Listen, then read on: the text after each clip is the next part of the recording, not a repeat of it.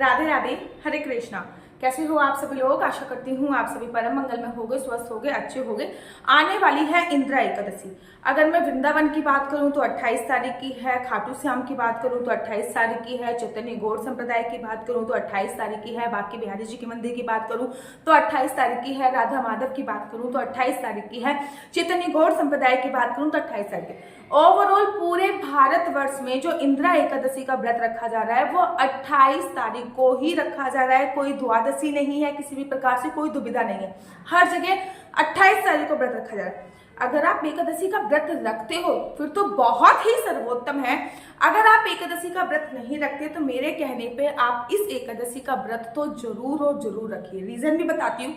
इस एकादशी को, जिसको इंदिरा एकादशी बोला जाता है, इसको पितृपक्ष की एकादशी भी बोलते हैं। आप लोगों को पता है कि पितृपक्ष चल रहा है और पितृपक्ष में हमारे जो पितृ देवता होते हैं वो पृथ्वी लोक पर आते हैं इस कामना से कि जो हमारे बच्चे होते हैं वो हमें अन्न और जल देंगे। ठीक है ना। पितृपक्ष में पितृलोक खुलता है, पितृ देवता नीचे आते हैं और ऐसा भी बोला जाता है, गरुड़ पुराण में ऐसा वर्णन आया है कि पितृपक्ष में पितृलोक में पानी और अन्न की कमी हो जाती है, इसलिए पितृलोक खुल जाता है और सारे के सारे जो पितृ होते हैं वो पृथ्वी लोक पर आ जाते हैं। तो अगर आप एकादशी का व्रत करते हो तो बहुत ही सर्वोत्तम है। अगर आप नहीं करते तो मेरे कहने पे ये व्रत अवश्य कीजिए और इस व्रत का जो फल है वो आप अपने पितरों को जरूर और जरूर समर्पित कर दीजिए।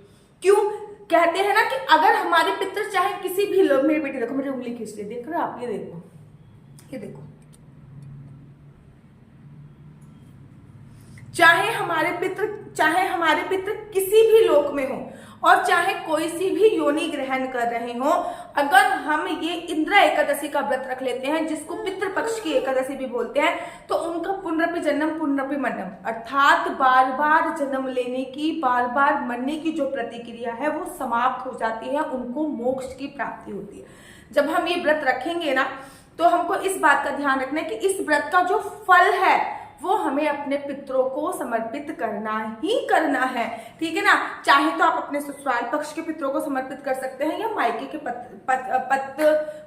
पक्ष के भी पितरों को समर्पित कर सकते हैं, या तो फिर आप दोनों तरफ के पितरों को ये जो पुण्य है ये समर्पित कर सकते हैं। जब आप संकल्प लोगे ना, श्री विष्णु श्री विष्णु श्री विष्णु कह के, तो जब अपना नाम बोलोगे, जब अपना गोत्र बोलोगे, ठीक है ना, तब जब आप बोलोगे कि मैं इंदिरा एकादशी का व्रत रखती हूँ, तो आपको ये भी स्पेशल मेंशन करना है कि इस एकादशी का जो व्रत का फल है वो मैं अपने पितरों को समर्पित कर रही हूँ। मेरे पितृ जिस भी योनि में है वो स्वर्ग का वन हो जाए, उनकी मोक्ष की प्राप्ति हो जाए, ऐसा आपको बोलना ही बोलना है। ठीक है ना। उसके बाद हमेशा कहती हूँ कि एकादशी का जो व्रत होता है तो वो 3 दिन का व्रत होता है। दसवीं तिथि पे किसी भी प्रकार की काम वासना कीड़ा को अंजाम नहीं देना होता, लहसुन प्याज मांस मदिरा का सेवन नहीं करना होता, दसवीं तिथि पे चावल का सेवन नहीं करना होता सूर्यास्त के बाद, दसवीं तिथि पे मूली गाजर बैगन का सेवन नहीं करना होता, दसवीं तिथि पे मसूर की दाल का सेवन नहीं करना होता, दसवीं तिथि पे पृथ्वी शयन करना होता है, दसवीं तिथि पे सूर्यास्त के बाद भोजन भी नहीं करना होता। ये तो होते हैं दसवीं तिथि के नियम। एकादशी पे सुबह सुबह उठना होता है, पानी में गंगा जल डाल के स्नान करना होता है, गंगा जल ना हो तो आंवले का रस भी चलेगा, आंवले का रस ना हो तो नींबू भी चलेगा। 7 नदियों में से किसी भी नदी का जल डाल के स्नान करना होता है। अगर इनमें से कोई भी चीज उपलब्ध नहीं है तो 2 चम्मच दूध भी डाल के आप स्नान कर सकते हो, कोई भी मनाही नहीं है। ठीक है ना। शुक्र ग्रह स्ट्रॉन्ग है। उसके तत्पश्चात आपको क्या करना होता है, उसके बाद आपको पीले रंग के वस्त्र पहनने होते हैं। कुछ इस प्रकार से भी पहन सकते हैं पीले, ये तो पीले रंग के वस्त्र पहनने होते हैं और पूरे घर में गंगा जल का छिड़काव करने के बाद आपके घर पे अगर बाल गोपाल लड्डू गोपाल है तो उनको पंचामृत से स्नान कराइए।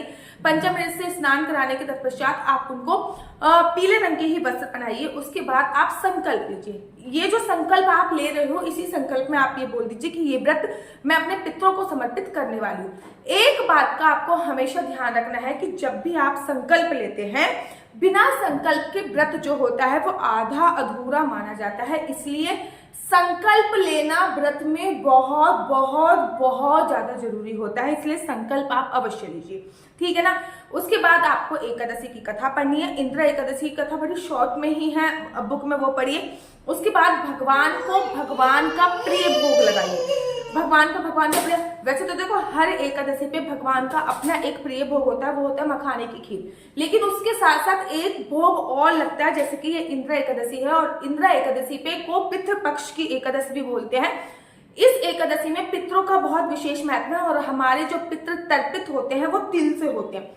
जल में तिल का उपयोग करते हैं, जब उनके लिए श्राद्ध करते हैं तो तिल का उपयोग करते हैं। तो इस एकादशी भगवान को काले तिल डाल के तो स्नान कराना ही कराना है, साथ ही के साथ काले तिल और गुड़ या फिर सफेद तिल और गुड़, दोनों प्रकार के तिल और गुड़ का भोग जरूर और जरूर भगवान को लगाइए।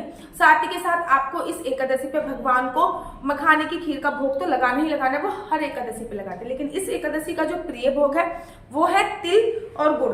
तिल और गुड़ का भोग भगवान श्री हरि विष्णु को इस एकादशी पे आपको अवश्य और अवश्य लगाना है। उसके बाद आरती कीजिए, पूरे दिन किसी की निंदा चुगली मत कीजिए, तुलसी माता के पास जाइए, तुलसी माता की 4 परिक्रमा कीजिए। देखो ज्यादा से ज्यादा कितनी भी कर सकते हो, मैं कम से कम की क्वांटिटी बता रही हूँ आपको, कम से कम 4 आपको अवश्य करनी है, और ज्यादा से ज्यादा आप कितनी भी परिक्रमा कर सकते हो वो आप पे निर्भर है कि आप ज्यादा से ज्यादा कितनी भी परिक्रमा करो।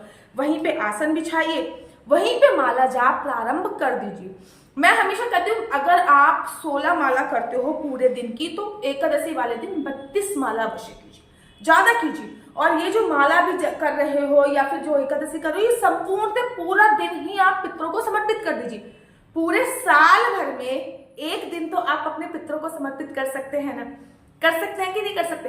पूरे साल भर में केवल एक दिन है ये पितृपक्ष की अमावस्या जिसको कहते हैं, इंदिरा एकादशी जिसको कहते हैं, ये आप अपने पितरों को जरूर और जरूर समर्पित अवश्य कीजिए, ठीक है ना। और अगर आपने कोई गुरु दीक्षा दी हुई है तो उन गुरु मंत्र का जाप कीजिए। अगर कोई गुरु दीक्षा नहीं ली तो महामंत्र है जिसको मैं चमत्कारी मंत्र भी बोलती हूँ, ओम नमो भगवते वासुदेवाय, ओम नमो भगवते वासुदेवाय, ओम नमो भगवते वासुदेवाय, इसका जाप कीजिए। या फिर सिंपली हरे कृष्ण कृष्ण कृष्ण हरे हरे, हरे राम राम राम हरे हरे का जाप अवश्य कीजिए। पितृपक्ष में पीपल के पेड़ की पूजा का विशेष महत्व होता है, तो इस एकादशी में पीपल के पेड़ की पूजा करना बिल्कुल भी मत भूलिए। वैसे तो पीपल के पेड़ की पूजा का विशेष महत्व है, और उसमें भी शनिवार को जो एकादशी पड़ रही है, शनिवार मतलब पीपल के पेड़ की पूजा बहुत सर्वोत्तम है। तो पीपल के पेड़ के पास जाइए, उसमें जल चढ़ाइए और उसमें एक सरसों के तेल का दिया जरूर समर्पित कीजिए, उस दिए में भी काले तिल जरूर और जरूर लगाइए। अब पितृपक्ष की एकादशी है तो शाम की पूजा का भी विशेष प्रावधान है। वैसे भी एकादशी पे शाम की पूजा का विशेष प्रावधान होता है, दिन में सोना नहीं होता, दिन में पूरे दिन किसी की निंदा चुगली इत्यादि नहीं करनी होती। आपके घर का जो नित्य नियम का कार्य है वो आपके घर का नित्य नियम का कार्य कीजिए। हाँ, भगवान शिव की भी पूजा अर्चना वंदना कर सकते हैं, काले तिल डाल के भगवान शिव को भी जल जरूर चढ़ा सकते हैं, क्योंकि भगवान शिव को मृत्यु के देवता बोला जाता है। और कहते हैं भगवान शिव की पितृपक्ष की एकादशी पे पूजा अर्चना वंदना करने से आपके जो पितृ होते हैं वो किसी भी लोक में हो, वो भगवान शिव के लोक में चले जाते हैं। तो इस बात का आपको ध्यान रखना होता है। शाम की पूजा का वक्त आया, अच्छा इस पूरे दिन में आपको सोना नहीं है, किसी की निंदा चुगली आती नहीं करनी है, ठीक है ना, किसी भी प्रकार के कोई गंदे विचार इत्यादि आपको नहीं लेके आने हैं। उसके बाद बारी आती है शाम की पूजा की। शाम की पूजा कीजिए, शाम की पूजा के बाद एक अखंड ज्योत जरूर जला दीजिए, ठीक है ना, अपने पितरों के लिए। कहते हैं हर एकादशी पे वैसे तो रात को सोने की मनाही होती है, लेकिन अगर आप रात को सो जाते हो तो आपकी अपसेंट में एक अखंड ज्योत जरूर जलती रहनी चाहिए, जो कि आपकी साक्षी होती है कि हाँ आप सो गए हो लेकिन आपकी अपसेंट में कोई ना कोई जग रहा है। एक अखंड ज्योत आपको जरूर जलानी है। शाम की पूजा के वक्त घर के दक्षिण दिशा में एक दीपक सरसों के तेल का काले तेल डाल के जरूर जलाना है, ये पितरों के नाम का है। घर के मुख्य द्वार पे 2 दीपक आपको जरूर जलाने हैं। तुलसी मैया पे 1 दीपक जरूर जलाना है। पीपल के पेड़ पे 1 दीपक जरूर जलाना है। अगर किसी नदी इत्यादि के पास रहते हो तो 1 दीपक जरूर जलाना है। ये जितनी मासूम दिख रही है ना उतनी है नहीं जितनी दिख रही है, इस समय पे दिख रही है कितनी मासूम है ये, लेकिन ये बहुत शैतान है। सरसों के तेल का 1 दीपक आपको अवश्य जलाना है। पीपल के वृक्ष पर 1 आकाश दीप दान कर सकते हो, जहां पे भी आपके पितरों की तस्वीर लगी हो, दक्षिण दिशा की तरफ 1 दीपक आपको जरूर जलाना है।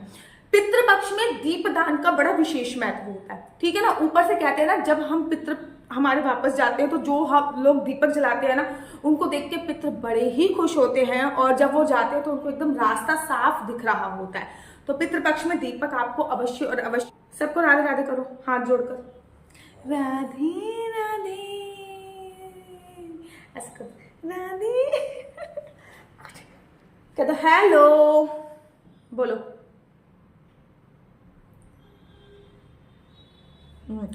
तो उस लोक में उनको दीपक रोशनी दिखती है। उसके बाद आपको एकादशी वाले दिन जितना ज्यादा हो सके कम से कम 10-11 बजे तक तो जगना ही है। मैक्सिमम कोशिश करना है कि 10-11 बजे तक जगे।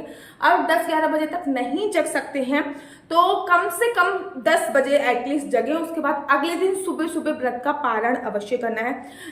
व्रत का पारण करने से पहले अगर एकादशी की जो श्राद्ध है वो द्वादशी पे डालनी होती है, और द्वादशी पे तो श्राद्ध डाली जाती है। द्वादशी पे उन लोगों की श्राद्ध का विशेष महत्व होता है जिन लोगों की अकाल मृत्यु हुई हो, ठीक है ना, जिनकी भी अकाल मृत्यु हुई होती है, या फिर साधु संतों की जो श्राद्ध है वो भी द्वादशी पे भी ये डाली जाती है। और साथ ही के साथ अगर एकादशी पे किसी की मृत्यु हुई है, एकादशी पे कोई स्वर्ग गमन हुआ है, तो उनकी श्राद्ध भी द्वादशी पे डलती है। एकादशी पे कोई भी श्राद्ध इत्यादि का कर्म नहीं होता।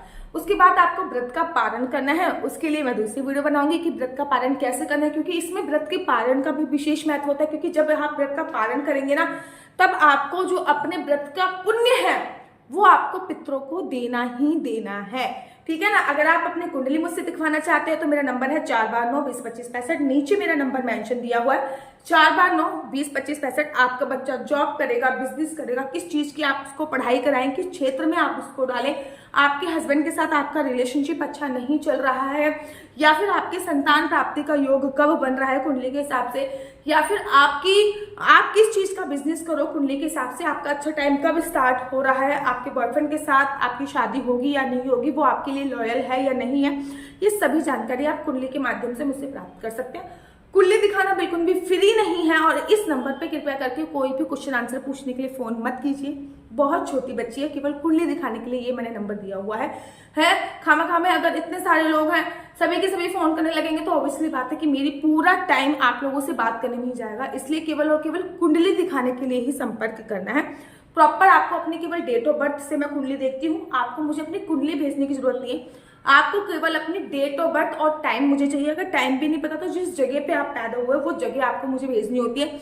उसके बाद मैं फोन पे सारी जानकारी बताती हूँ और उस चीज के सॉल्यूशंस भी बताती हूँ। आपका lucky number, lucky colour, in future क्या होने वाला है, क्या करे क्या ना करे, इस सारी जानकारी मैं आपको देती हूँ। अगर आपको मेरी वीडियो अच्छी लगती है तो आप अपना यूट्यूब चैनल हरि बोल को लाइक से सब्सक्राइब करना बिल्कुल भी मत भूलिए। तब तक के लिए मुझे दीजिए इजाजत। राधे राधे, हरे कृष्णा, हरि बोल।